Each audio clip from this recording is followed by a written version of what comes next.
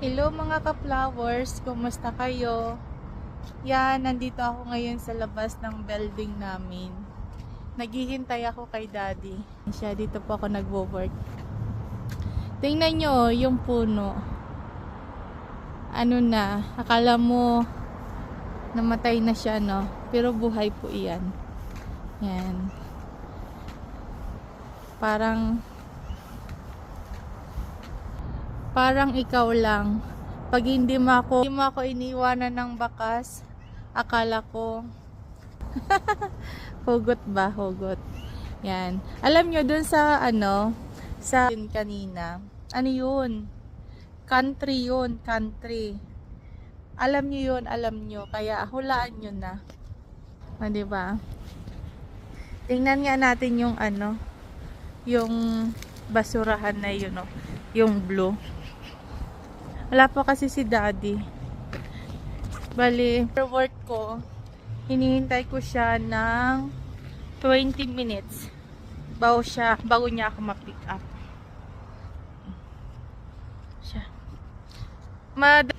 Yung snow, pero malamig yung hangin. Saan kaya yung ibon na yun?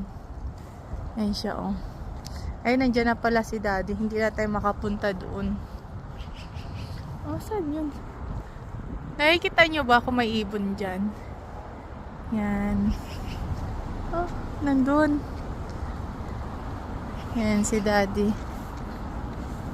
Dito na ang aking over. Ang sasakyan ni daddy, kakawashing lang. Ano na naman. Oh, wow, may dalang bottle si daddy worth of $1. Thank you, daddy. Hi.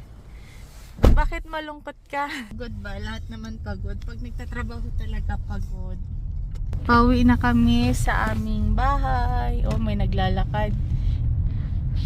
Bihira lang yung naglalakad kasi malamig yung hangin. Wala na ang snow pero malamig naman yung hangin. Winter jacket pa rin yung gamit namin. Di ba, daddy? Yan. Tapos ngayon, ang iniinom nila, panay coffee pa. Wala pang masyadong mga soft drinks. Kaya kahit na magtingin ka basurahan, wala ka pang, bihira lang. Wala pang makitang